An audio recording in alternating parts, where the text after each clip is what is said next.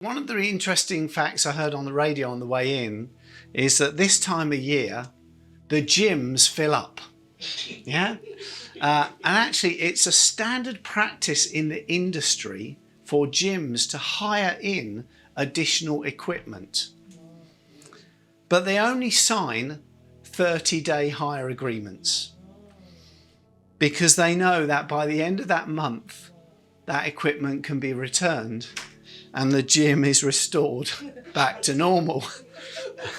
Where people like myself will have, with all good intent, started in January and not be there in February. Why is that? Why do we start things with good intent, but we don't always see them through, especially things that we know are good for us? So if we really want 2022 to be a better year in our relationship with God, with each other, to be a better year with our health and our well-being, our finances, to be a better year for our business or in our workplace, to be a better year for our children, how can making a resolution help? I looked up the word resolution, and it has three categories, if you like, three definitions. So I thought I would share them with you first and then go through each of the three of them. The first one is the one that we'll all relate to, which is, of course, the New Year's resolution. And it says it's typically a kind of promise to ourselves that often proves to be temporary. I thought it was a very interesting definition straight away, suggesting that a New Year's resolution is not something that's built on a firm foundation.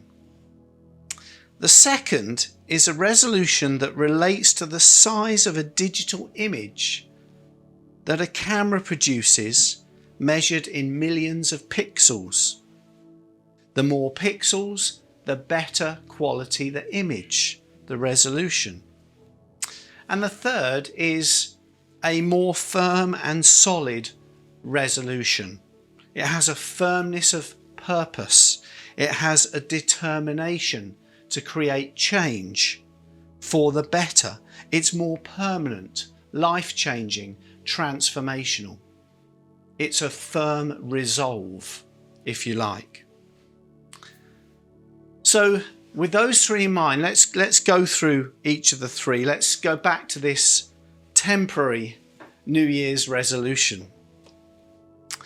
The issue here is that many of us make New Year's resolutions, but we make them, as I said earlier, perhaps from a place of discontent. We are trying to move away from something as opposed to moving towards something which is a more positive experience. It's based on, when we're moving towards something, we can see a vision, we can see a picture of the future, we can see a picture of good things. Whereas when we're moving away from something, we spend a lot of our time still looking back at it, which is why it doesn't leave us.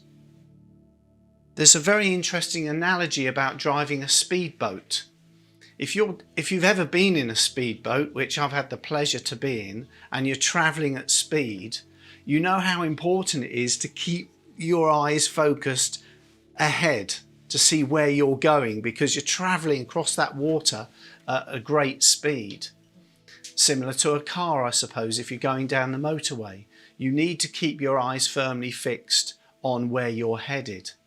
But you have wing mirrors, you don't often have wing mirrors in a speedboat, so you have to kind of look back or glance over your shoulder, and what you see behind you is the wake of 2021.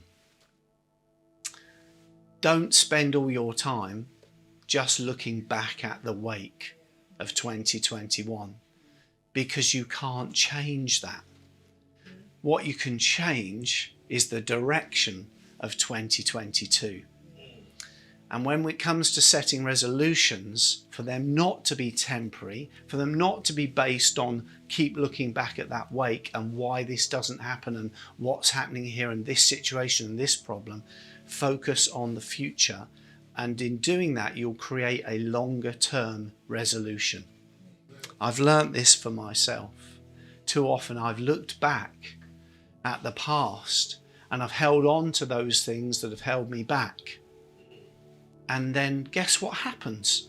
They reappear again in that next year. And before I know it, I'm not going to the metaphorical gym anymore. So I really want to encourage you to be future focused when it comes to setting any kind of resolution for 2022.